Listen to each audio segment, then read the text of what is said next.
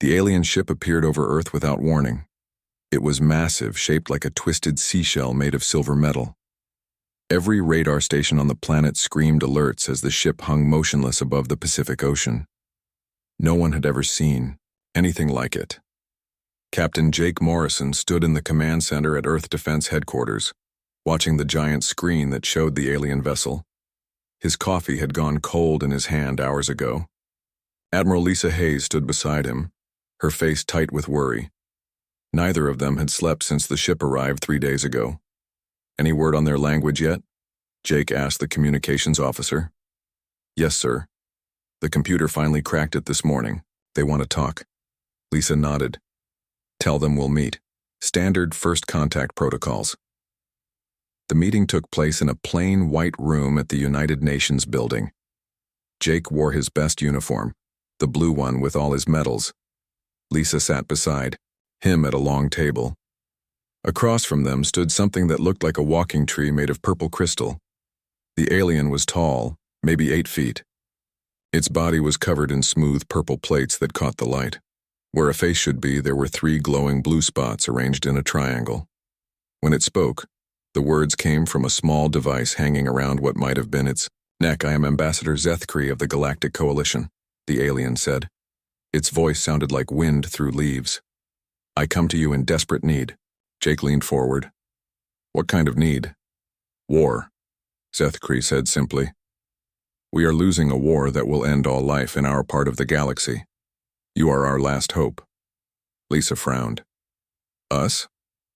We barely have a dozen ships that can leave our solar system. What could we possibly do to help an entire galactic civilization? The alien moved closer to the table. The blue lights on its face flickered like candles. May I show you something? A hologram appeared above the table. It showed a map of stars, thousands of them connected by glowing lines. Some stars were green, others were red, and many were simply gone, leaving empty black spaces. This is our territory, Zethkri explained. 300 years ago, all these stars were green. They represented worlds full of life, 12 different species living in peace. Then they came. The hologram changed. Black shapes moved across the star map like spilled ink. Wherever they touched, green stars turned red, then disappeared entirely. They're devourers, Zethkri said. They are machines, but they think and learn. They consume entire worlds, turning everything into more of themselves. We have fought them for 3 centuries. We have lost 47 worlds. Only 12 systems remain. Jake studied the map. The black areas covered most of the display. The remaining green dots looked tiny and scattered. How many people, beings, have died? Billions, the alien said quietly. My own homeworld fell 50 years ago. I watched from a ship as the machines tore it apart piece by piece. Lisa stood up and walked around the table. I'm sorry for your loss, but I still don't understand why you came to us. We're just one small planet. We've never even fought a space war. Zethkri's lights flickered faster. That is exactly why we need you. We have studied your history. Your species fights differently than any other intelligent life we have encountered. The hologram changed again. Now it showed 2 groups of ships facing each other in space. The ships were huge, like floating cities covered in weapons. They moved slowly toward each other in perfect lines. This is how civilized beings wage war, Zethkri explained. We meet in open space. We announce our intentions. We fight with honor according to rules that have existed for thousands of years. The strongest fleet wins, the weaker retreats, and we do it again somewhere else. Jake watched the space battle unfold. It looked like something from an old movie, formal and predictable. And this doesn't work against the Devourers? No. They ignore all rules. They attack supply ships. They strike from ambush. They target civilian populations. They adapt to our strategies faster than we can change them. Our way of war is failing because they do not fight like civilized beings. They fight like us, Lisa said softly. The alien's lights went dim. Yes, they fight like humans. That is why we need you. Jake felt a chill run down his spine. You want us to teach you how to fight dirty. We need you to teach us how to win, Zethkri corrected. Our military leaders have studied every battle in your recorded history.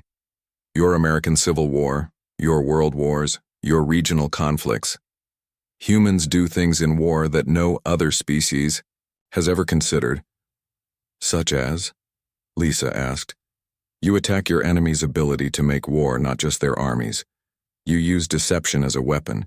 You sacrifice your own people and resources to achieve victory. You break every rule of honorable combat if it means survival. The room fell silent. Jake could hear the air conditioning humming.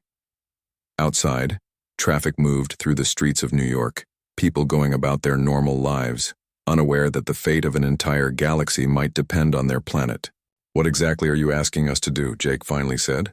Come with us, bring your best military minds, show our forces how to fight like humans. Help us rewrite the art of war itself. Lisa crossed her arms.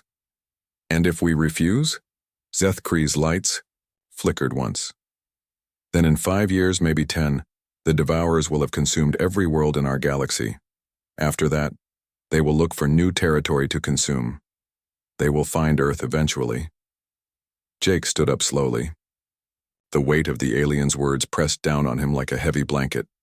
How long do we have to decide? My ship can wait 1 week, Zethkri said. But every day we delay, more worlds die.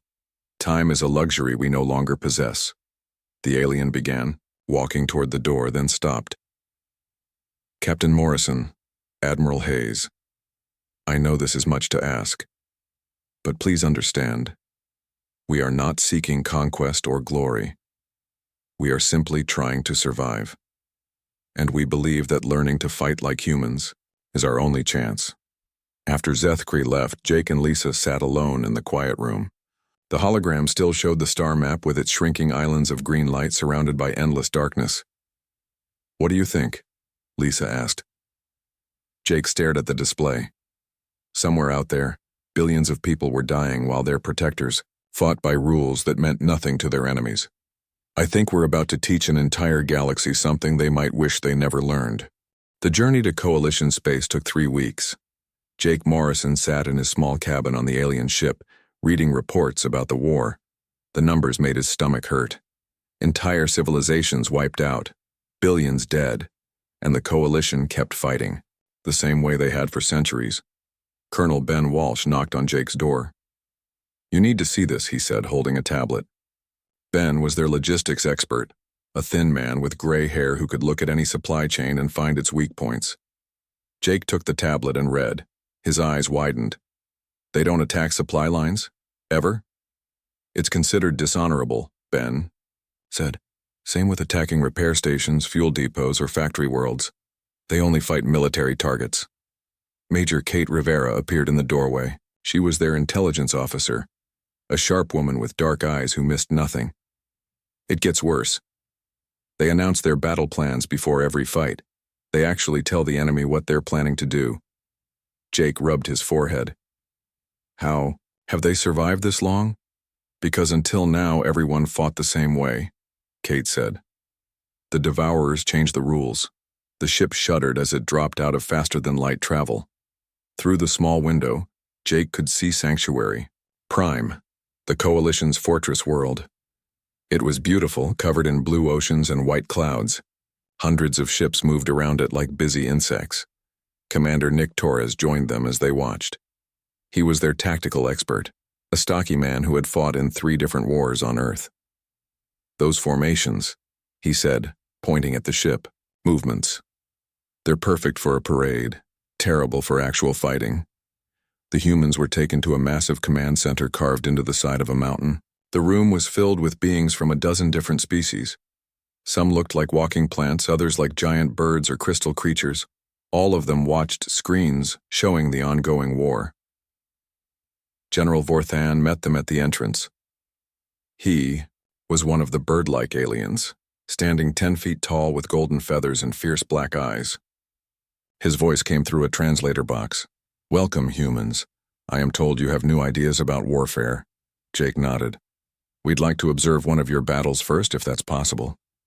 Certainly. We are about to engage a devourer force at the Kepler mining station. You may watch from here.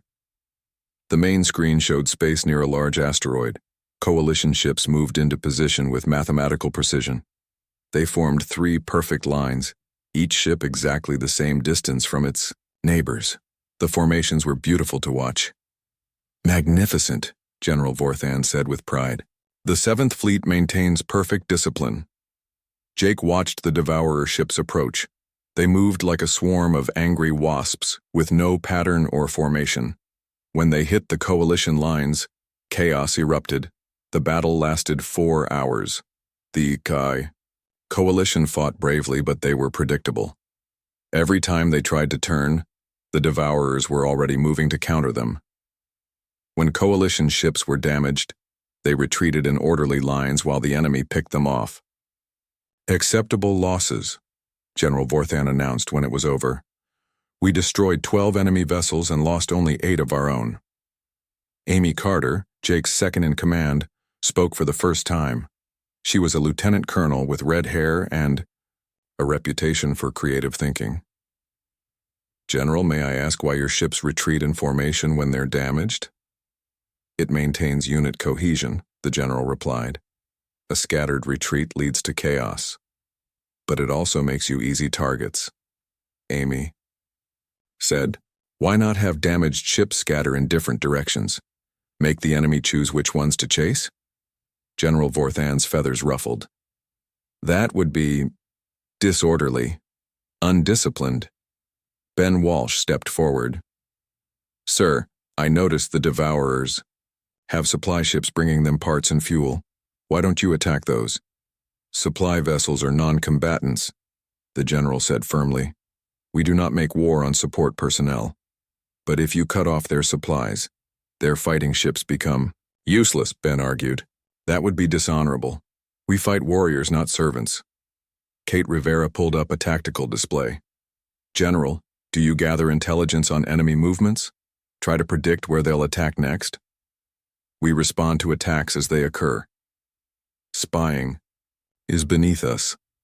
Jake felt his frustration growing. But if you knew where they were going to attack, you could set traps. Ambush them. General Vorthan turned his fierce black eyes on Jake. Captain Morrison, ambush is the tactic of cowards. Honorable warriors meet their enemies face to face in open battle. The room fell silent. Jake looked around at the alien, officers seeing the same rigid thinking in all their faces.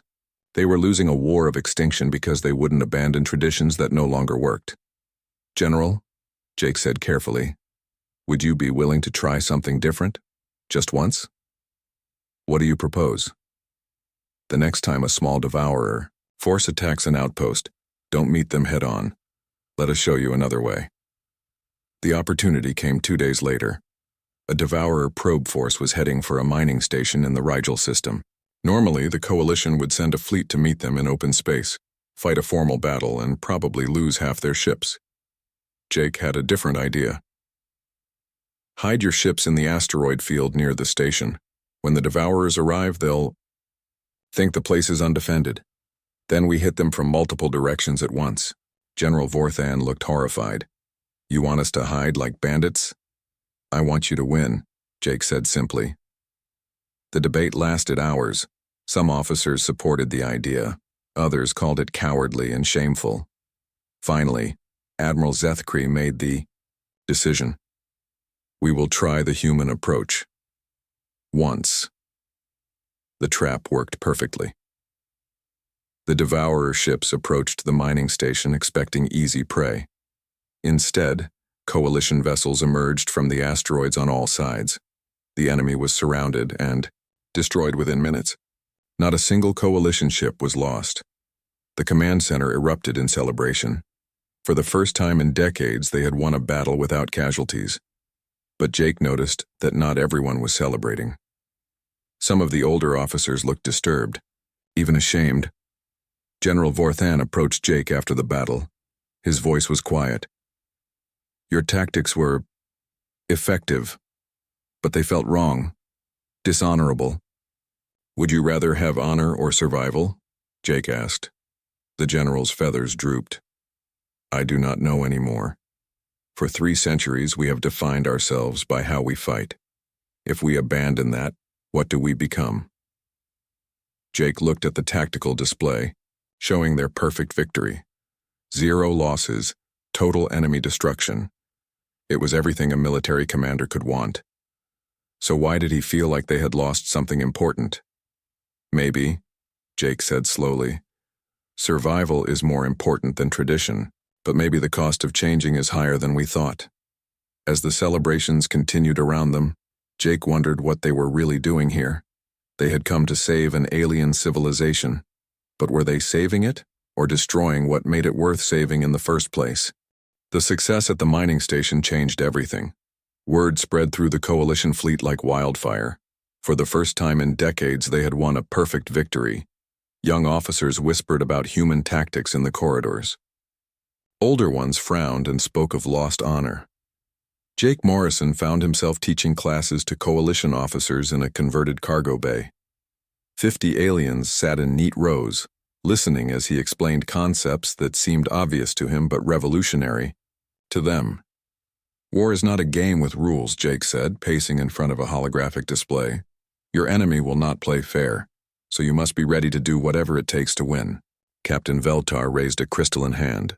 He was one of the younger officers, eager to learn. But Captain Morrison, if we abandon all rules, how are we different from the Devourers? Because we fight to protect life, not destroy it, Jake replied. The methods don't matter, the goal does. Lieutenant Sam Brooks stepped forward. He was a quiet man with careful eyes who specialized in what humans called total war. Captain Veltar, show me your target list for the next operation. Veltar projected a hologram showing Devourer military ships and weapon platforms. Sam shook his head. You're only targeting their weapons. What about their factories, their fuel refineries, their communication centers? Those are not military targets, Veltar said, confused. Everything that helps them fight is a military target, Sam explained.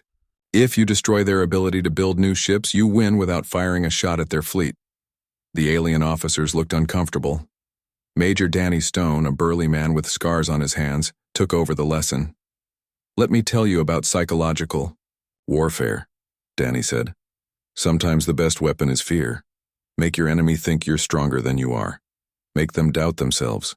He showed them recordings of human military operations. Fake radio transmissions that fooled enemies about troop positions. Decoy equipment that drew attacks away from real targets. Propaganda that turned enemy soldiers against their own commanders. This is deception, General Vorthan said, appearing in the doorway. His golden feathers were ruffled and his eyes were angry. You are teaching our officers to lie. I'm teaching them to win, Danny replied calmly. The general turned to Jake. Captain, Morrison, this goes too far. We cannot become liars and tricksters. Why not if it saves lives? Because then we become the very thing we fight against. Jake was quiet for a moment. Outside, through the small windows, he could see coalition ships practicing new formations. Human formations. Asymmetric attack patterns that would have been unthinkable months ago. General, how many of your people have died in this war? Billions, Vorthan said quietly. And how many have you saved by fighting honorably? The general's head drooped. Not enough.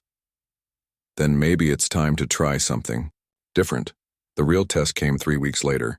Intelligence reports indicated a massive Devourer fleet was heading for Kepler Station, a critical supply hub deep in coalition space. Normally, this would mean a desperate last stand with heavy casualties.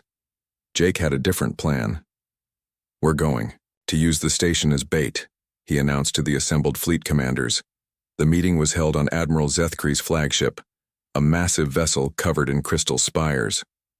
Bait? Admiral Kasari asked. She was one of the plant-like aliens, her voice like rustling leaves. You mean abandon it? No, I mean evacuate the civilians but make it look occupied. The Devourers will see an easy target and commit their entire fleet. Then we hit them from 3 sides at once. Commander Nick Torres stepped forward with a tactical display. We hide our ships here, here, and here, he said, pointing to locations around the system. Asteroid fields, gas giant rings, anywhere the enemy can't see us coming. Captain Veltar studied the plan. But the station itself? What happens to it? We sacrifice it, Jake said simply. Overload the fusion reactors during the battle. Use the explosion to damage their command ships. The room erupted in shocked voices. Admiral Kazari's leaves turned dark. You want us to destroy our own station? It's the only way to guarantee victory, Nick explained. The explosion will cripple their fleet coordination. They'll be easy targets after that. General Vorthan slammed his hand on the table. This is madness. We don't destroy our own facilities, we protect them. Sometimes you have to sacrifice a piece to win the game, Jake said. This is not a game, the general roared. That station represents 30 years of construction, millions of work hours, irreplaceable technology. Jake met his angry gaze. How much technology will you lose if the Devourers win this war? How many more stations? How many worlds? The debate raged for hours. Some officers supported the plan. Others called it wasteful and dishonorable. Admiral Zethkri listened to both sides before making his decision. We will follow the human plan, he announced. May the ancestors forgive us. The Battle of Kepler Station lasted 6 hours. The Devourer fleet arrived expecting to find a lightly defended supply hub. Instead, they found themselves in the middle of a carefully planned ambush. Coalition ships emerged from hiding places throughout the system. They struck from multiple directions, while the enemy was still trying to understand what was happening. Coordinated attacks hit command vessels first, disrupting Devourer communications. At the battle's climax, Jake gave the order to detonate Kepler Station. The explosion lit up space like a small star, its shockwave crippling dozens of enemy ships. The surviving Devourers fled in disorder, their formation broken. It was the Coalition's greatest victory in 2 centuries. An entire Devourer fleet destroyed with minimal losses. But the cost was visible in the eyes of every alien officer who watched their own station die. After the battle, Jake found Admiral Zethkri standing alone on the observation deck of his ship. The alien was staring at the expanding cloud of debris that had once been Kepler Station. We won, Zethkri said quietly. Yes, but I feel like we lost something important. Jake joined him at the window. What do you mean? Before you came, we might have lost that battle. Many of our ships would have been destroyed. Thousands of our people would have died. But we would have fought with honor. We would have tried to save the station, not destroy it. And you would have lost the war. Perhaps, but we would have lost as ourselves. The alien's lights flickered sadly. Now we win as something else. Something we don't recognize. Jake watched the debris field slowly spinning in space.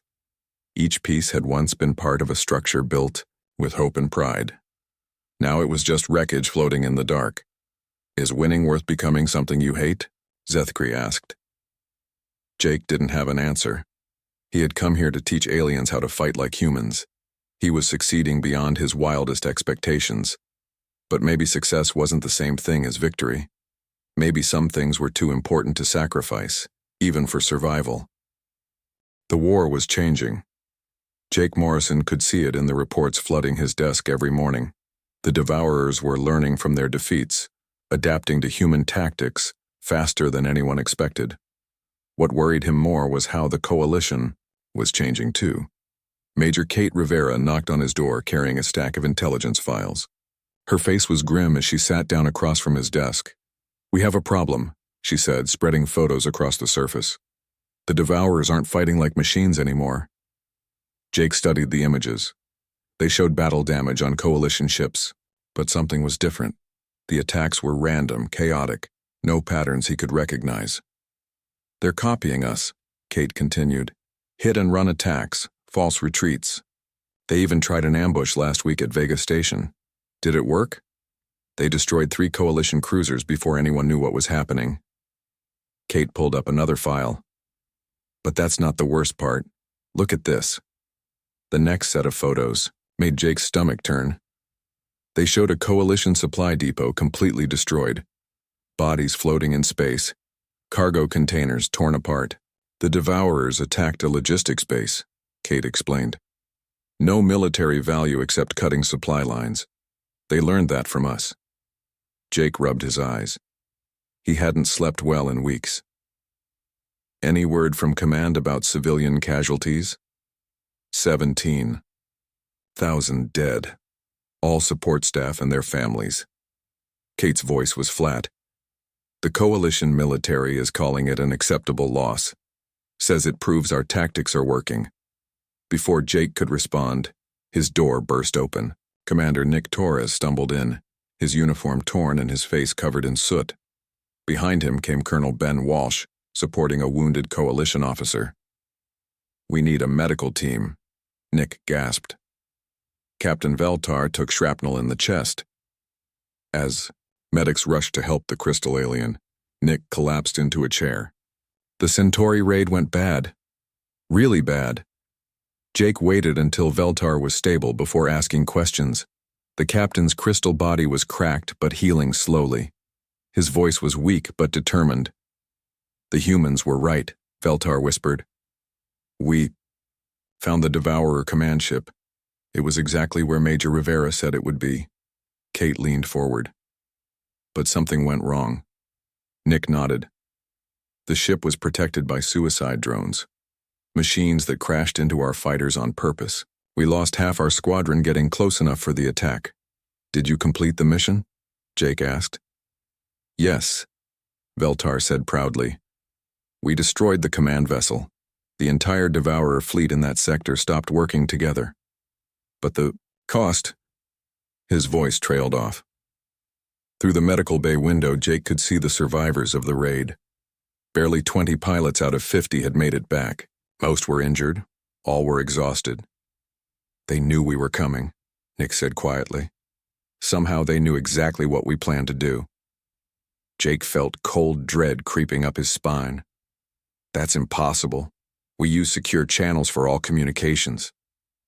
"Unless they're intercepting our transmissions," Kate said. "Learning our language, our codes, our tactics." Ben Walsh, who had been silent until now, spoke up. "There's something else. Something worse." He activated a portable screen and showed them intercepted Devourer communications. "We managed to decode part of their command frequency," Ben explained. "They're not just copying our tactics, they're improving them." The screen showed a tactical analysis written in machine language but translated into human terms. It was a detailed study of the Battle of Kepler Station, complete with suggestions for how to execute similar operations more efficiently. "They're studying us like we studied them," Jake realized, "learning from every battle. And they're better students than we are," Nick added grimly. The next few weeks brought reports of escalating violence. The Devourers began targeting civilian populations directly, claiming it was a legitimate tactic based on human military doctrine. They used captured coalition ships as decoys, just like the humans had taught the coalition to do. But the most disturbing change was in the coalition forces themselves. Young officers spoke casually about acceptable casualty rates. Veterans who had once refused to attack non-military targets now planned strikes against Devourer civilian infrastructure. Jake found Admiral Zethkri in his private quarters, staring at reports from the front lines. The alien's lights flickered weakly, and his crystal body looked dim. 17 colonies evacuated this week, Zethkri said without looking up. "Our own colonies. We're abandoning our people because it's more efficient than defending them." "Sometimes tactical retreat is necessary," Jake replied, but the words felt hollow. "Is it?" The Admiral finally turned to face him. "Or have we simply learned to think like machines? Calculate lives like numbers on a balance sheet?" Jake sat down across from his alien friend. "What are you saying?" "I'm saying we're winning this war by becoming the enemy." Zethkri activated a holographic display showing the current state of the conflict. "Look at our territory. We've lost 8 more systems in the past month, but we call it strategic withdrawal. We've sacrificed millions of civilians, but we call it acceptable losses. But we're still fighting. We're still in the war. Are we?" Zethkri's lights pulsed angrily. "Yesterday, one of our commanders suggested using Devourer prisoners as human. Shields. Today, another proposed releasing biological weapons on contested worlds. These are not the ideas of civilized beings. Jake felt the weight of responsibility crushing down on him. We taught you to win. You taught us to be monsters. The conversation was interrupted by an urgent communication from Major Rivera.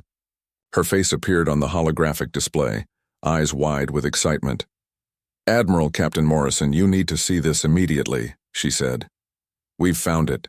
The Devourer home system." Jake leaned forward. "Are you certain?" "Positive. It's a heavily defended system with 3 planets, all converted into massive production facilities. Intelligence estimates they can build 1,000 ships per day there." Zethkri stood up slowly. "How heavily defended?" "Extremely. Thousands of automated defense platforms, millions of drones, and at least 50 command vessels. It would take our entire remaining fleet to have any chance of success." Jake's mind was already working on the tactical problem. "We'd need to coordinate simultaneous strikes on multiple targets, overwhelm their defenses before they can adapt." "And the cost?" Zethkri asked quietly. Kate's face was grim. "Total fleet commitment. We estimate 60 to 70% casualties minimum, but if we succeed, we end the war completely. The Devourers would lose their ability to build new forces." "A final battle," Jake murmured. "More than that," Kate continued. "To guarantee success, we'd need to destroy the entire system. All 3 planets, every production facility, nothing left." The room fell silent. Jake could hear the hum of the ship's engines, the distant sounds of crew members going about their duties, normal sounds of a living ship carrying living beings through space. "You're talking about genocide," Zethkri said finally.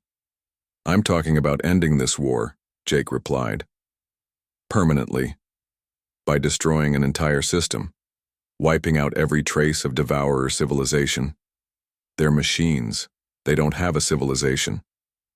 Zethkri's lights flickered sadly.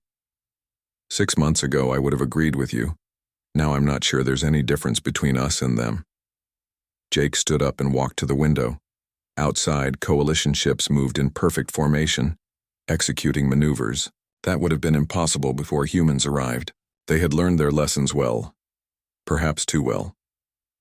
"Admiral," he said without turning around, "if we don't take this chance, the war continues. More worlds die. More species go extinct. Everything we've sacrificed means nothing.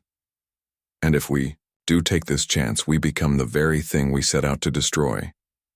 Jake faced the alien commander. "Sometimes there's no good choice. Sometimes you just have to pick the one you can live with."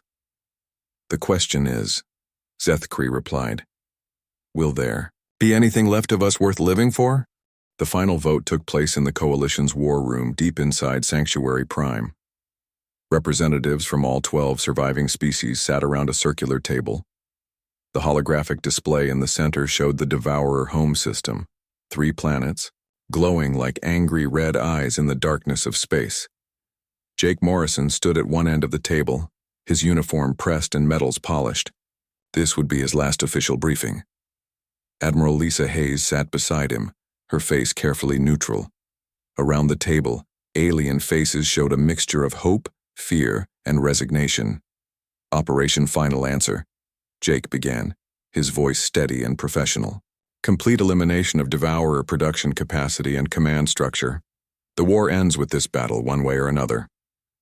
General Vorthan, his golden feathers now streaked with gray, raised his head. "Captain Morrison, explain the civilian." "Casualties. There are no civilians in the target system," Jake replied. "The Devourers converted everything to military production. 3 planets, all factories and command centers. But you're proposing to destroy the planets themselves," Admiral Kesseri said, her leaf-like appendages rustling with agitation. "Complete annihilation. Nothing left." Commander Nick Torres stepped forward with tactical displays. "Half measures won't work. If we leave any production capacity, they'll rebuild within years. This has to be total." Captain Veltar, his crystal, body still bearing scars from recent battles, spoke quietly. What you're describing isn't war, it's extinction. Yes, Jake said simply. That's exactly what it is. The room erupted in angry voices. Some officers supported the plan, calling it necessary for survival. Others denounced it as genocide, no different from what the Devourers had done to coalition worlds. Admiral Zethkri raised his hand for silence.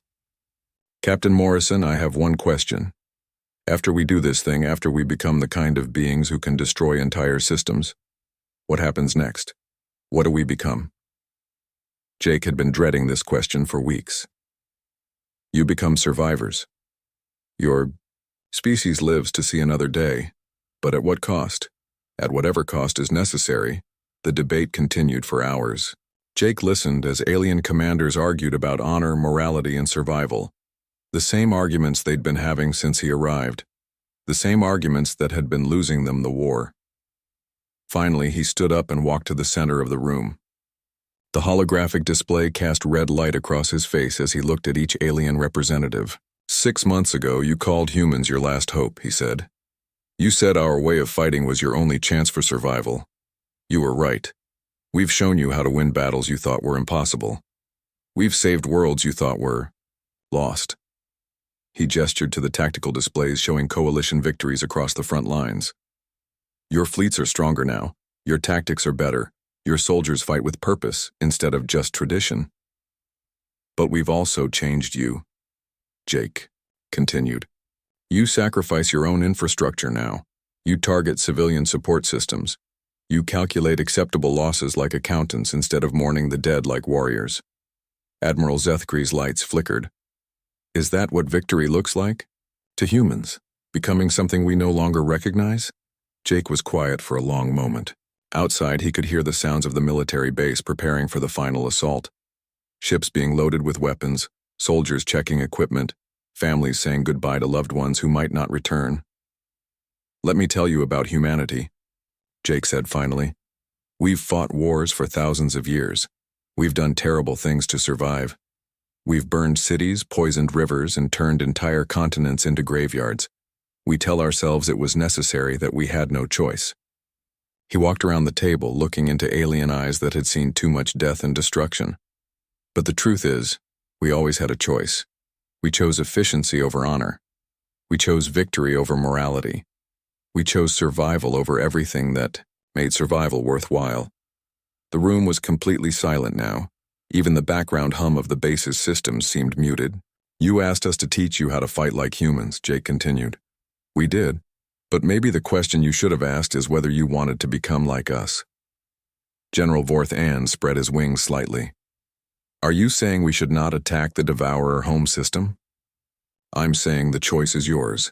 You can follow our plan and win this war completely. Destroy every trace of your enemy and sleep safely knowing they'll never threaten you again. But you'll have to live with what you've become. And the alternative? Admiral Kasari asked. Find another way. Maybe there isn't one. Maybe this is the only path to survival. But at least you'll make the choice as yourselves, not as copies of humans. The vote was close. 7 species supported the full assault. 5 opposed it. Admiral Zethkri, as senior commander, had the deciding voice. We attack, he said quietly. But we modify the plan. We destroy military targets only. We offer surrender terms before we begin. And we preserve anything that isn't directly connected to their war machine. Jake started to object, but Zethkri cut him off. This is our war now, Captain Morrison. We'll fight it our way. The Battle of the Devourer home system lasted 18 hours. Coalition forces, using tactics learned from humans but tempered by their own values, systematically dismantled the enemy's ability to wage war. They destroyed factories and command centers but spared research facilities and cultural sites. When Devourer forces tried to surrender, the coalition accepted. When civilian model machines requested safe passage, they were granted it. The victory was complete but not total. The enemy's war-making ability was eliminated, but their civilization was allowed to exist. The cost was higher than Jake's original plan would have demanded. More coalition ships were lost, more soldiers died. But when the battle ended, the aliens who had fought it could still recognize themselves. 2 weeks later, Jake stood on the loading dock of a human transport ship. His mission was complete, and Earth was calling him home. Admiral Zethkri came to see him off. "Do you think we made the right choice, right?" the alien asked. Jake shouldered his bag and looked out at the Coalition fleet. The ships moved in formations that were part human efficiency, part alien tradition, a hybrid approach that was uniquely their own. "I think you made your choice," Jake replied. "That's what matters. The war is over, we survived. But we're not the same species that asked for your help." "No," Jake agreed. "You're something new, something that learned from us without becoming us." As his ship prepared to depart, Jake watched Coalition officers training new recruits. They taught human tactics but emphasized alien values. They stressed the importance of victory but not at any cost. The galaxy was at peace, but it was a peace built on compromise rather than total domination. The Coalition had learned to fight like humans when necessary, but they had also learned when not to. Maybe that was the most human lesson of all, knowing when to stop.